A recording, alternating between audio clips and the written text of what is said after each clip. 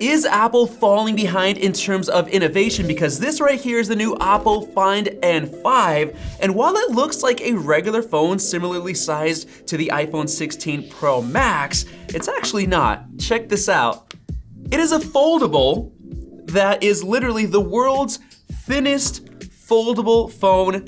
Just look at that difference. I'll get into it in just a second, but so far this has been blowing my mind. So we're gonna compare these two in terms of everything like design, speakers, performance, gaming, displays, to find out if Apple is missing out on the foldable game and falling way too far behind. Getting right into the design, I love OPPO's kind of camera bump. This circle right here looks really nice and clean. And I love this kind of nice texture and look of what they did on the back here. Now they also have an aluminum frame all the way around, except for their hinge is actually titanium, so it's extra strong just like on the iPhone. But check this out on the bottom with the USB-C port. Look how thin each of these sections are. They literally couldn't even center the USB-C port because the display actually gets in the way right here. That is insanely thin. Now, in terms of how that compares to the iPhone, it's just barely thicker, which is mind-blowing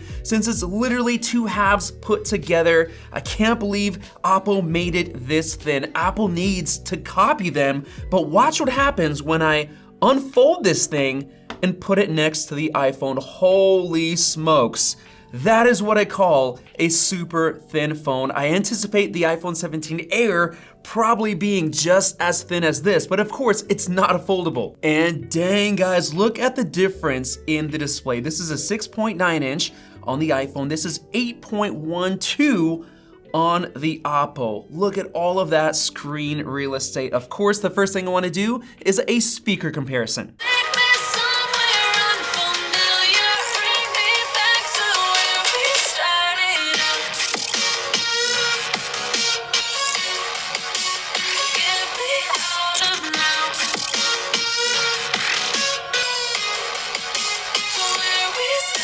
All right, as expected, the speakers on the OPPO were nowhere near as good as the iPhone. Of course, when you have something this thin, you really have to sacrifice something. That's probably the speaker, seeing as the battery is still pretty dang good in this thing. Now, jumping into display quality differences, the thing about the OPPO Find N5 is that on the front, you still get a really good display. It's 6.62 inches compared to 6.9. Yes, the bezels you can see are a little bit thicker, but for a foldable, this is really impressive, especially since you have just a really minimal cutout right there on the top instead of the big dynamic island. And it's still 120 Hertz, and it also gets pretty dang bright. Now, comparing the brightness, this is standard, maxed out on both. You can see that the iPhone is definitely brighter. It looks like the OPPO has a more kind of cool blue tone, and definitely not as bright on the front, but hey, it's still really good. But of course, we also have the inside display, and once again, look at that, over 8-inch display. Not too bad. I mean, you definitely have thicker bezels, but what do you expect on a foldable this big? It just goes right up to that little hinge right there. It's also a little bit cool. Definitely not as bright, but I'd say for a foldable with two displays, this is pretty dang good. And this one's also 120 Hertz on the inside as well. And now in terms of HDR quality for watching things like videos, I have a YouTube video playing right here, and surprisingly, the OPPO interior screen is crazy, crazy bright. Look at that, I'm getting better HDR. It's brighter than the iPhone. Yes, the issue is that you do have these black bars. It's basically a 10:9 aspect ratio, so I did turn it to get the screen a little bit bigger. So regardless, since it's pretty square, you get the black bars in the top and bottom, but the screen itself is definitely bigger than what you get on the iPhone, so you do get a little bit more screen real estate. And the HDR, definitely better. That's actually shocking. The one thing I do like about the iPhone is that you have the super thin, nice bezels. The dynamic island does kind of make it less immersive, but overall, man, I'm really impressed by the brightness on the OPPO, and the colors looks awesome. Once again, you can watch on the front display as well, and look at that. The front display is also brighter with better HDR than the iPhone. Looks really immersive, especially with this hole punch. This looks great. But of course, the main reason to get a foldable like this is for the larger display for things like multitasking or getting more screen real estate. So here we are in the web browser. We have Macrumors open, and right away you can see how much more you can see on the OPPO. Instead of having to swipe multiple times to see these extra tabs, you basically just have them right here. Going down here with the forums, you definitely see a lot more at the same time. Here you only see one. You also get larger images, which is nice, almost like a desktop or MacBook laptop experience. You get more text for sure, less gets cut off. That is definitely quite nice. I like being able to see so much more information, but it doesn't stop there because you can also tap this button and do split view. So let's open up YouTube. Here we are, we have split. You can kind of go to, let's say, our channel.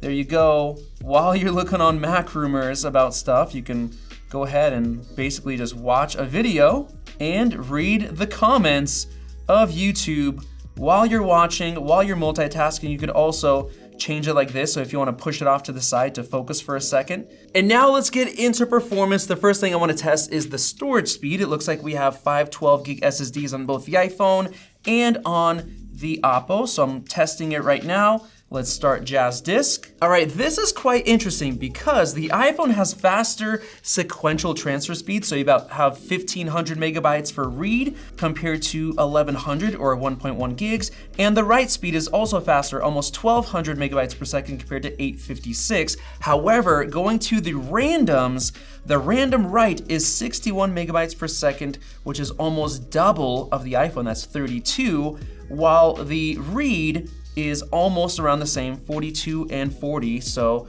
pretty interesting results there. But the big thing I want to test is Geekbench 6 in terms of the CPU. Of course, we have the A18 Pro chip with 8 gigs of RAM, while we have the brand new Snapdragon 8 Elite chip, which is very impressive going into a foldable this thin. So let's run the CPU benchmark. All right, we have our results, and the iPhone is faster in both single and multi. It's 18.5% faster in single, which Apple's known for having the highest single core performance, but the multi-core isn't actually that far ahead. It's only 7% faster than we have in the Snapdragon 8 Elite. So this is gonna mean that it's gonna perform pretty well in multitasking workloads. A lot of games even rely on multitasking CPU performance because of all of the drivers and stuff like that that it has to process. But now let's get into comparing the graphics performance. This right here is 3D Mark. We're gonna be running Steel Nomad Lite Unlimited mode.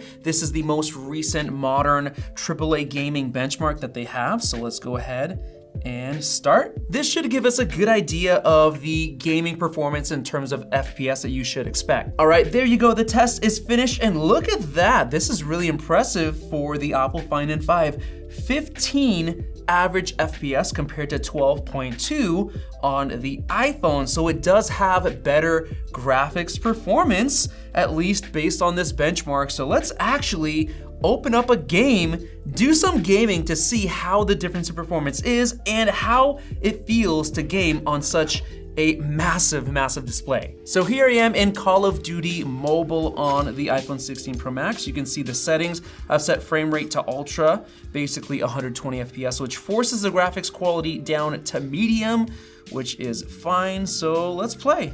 All right, here we are. Of course, I'm used to playing on the iPhone. I love the form factor and everything. It's very nice. The dynamic island doesn't really get in the way because it's off to the side. Woo! Super smooth on this phone. I mean, with this new A18 Pro chip. Nice. Very, very smooth. Of course, I don't have an FPS counter, but I'm not getting any issues. Oh, I saw somebody behind there. No glitchiness, no dropped frames, no dimming. Jump, woo! All right, there we are. Let's actually check the temp really quick. We have a new Seek thermal cam, so let's see, what's the hottest spot? Nice, better resolution this time, 33.4, 33.6 degrees Celsius. Let me flip it around, 37. 3.2 right there on the back of the iPhone. That wasn't too long. That was only a few minutes of gameplay right there.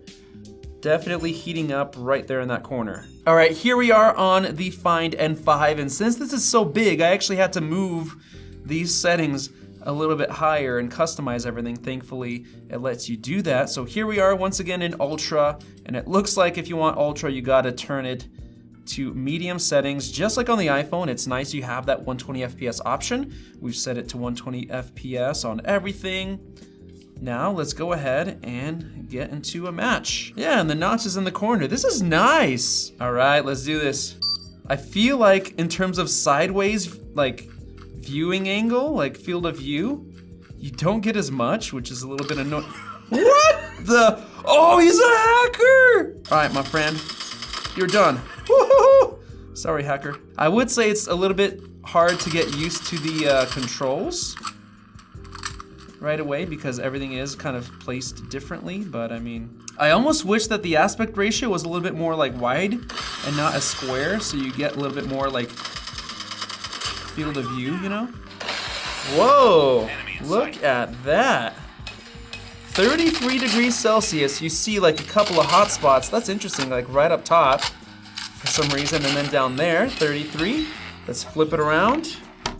What do we got? 33.9 degrees Celsius. This thing that's a heck of a lot thinner is a whole lot cooler. Maybe because you have such a large amount of surface area where the heat just kind of dissipates and disperses throughout the whole phone. That actually helps it out, but it is not as hot.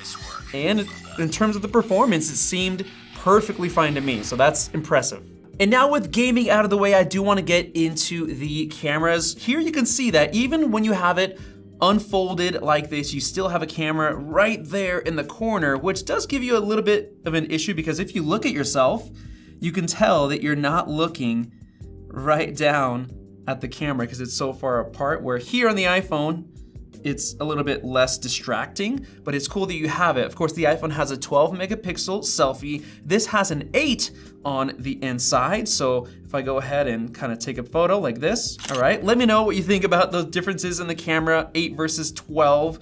Another cool thing is that when you close it up, you still get another selfie camera, and you can see, dang, that's pretty wide. Still get portrait mode, so let's take a snap. Once again, the front on this is the same camera, 8 megapixels. So let me know your thoughts on the differences between the two, but it's nice that you have two selfie cams, which is great. Now on the OPPO Find N5, you get two 50 megapixel cameras. You have the 50 meg telephoto and the 50 meg main camera. The ultra wide is only an 8 megapixel, while Apple now has 48 megapixels on the ultra wide while having 48 for the main, but the telephoto for some reason is still only 12 megapixels, so it definitely lacks. So with all these photos that have been showing up, just take a look at the differences. Let me know your thoughts down in the comment section below. So with all of that said and tested, honestly, I'm super impressed by the Find N5, especially with the battery life in such a thin device. I've been using it for quite a while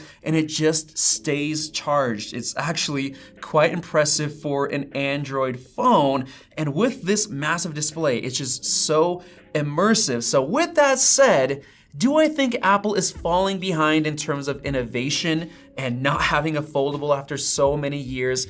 Honestly, yes. I think Apple has missed the bus because what OPPO has achieved with this thing, making it almost as thin when closed down as an iPhone, the weight is just 2 grams heavier. This is really a marvel of engineering. They did such a good job. And now I actually want Apple to make a foldable, whereas for many years I was like, screw foldables, I'm not gonna use a foldable. I like this form factor. Well, you pretty much get the same form factor closed down, which is mind-blowing, but you also get this. So yes, Apple is falling behind. We need a foldable like this, the Find N5. So with that said, thanks for watching, guys. Let me know your thoughts down in the comment section below and subscribe for more videos like this one. Thanks for watching, and we'll see you in the next one.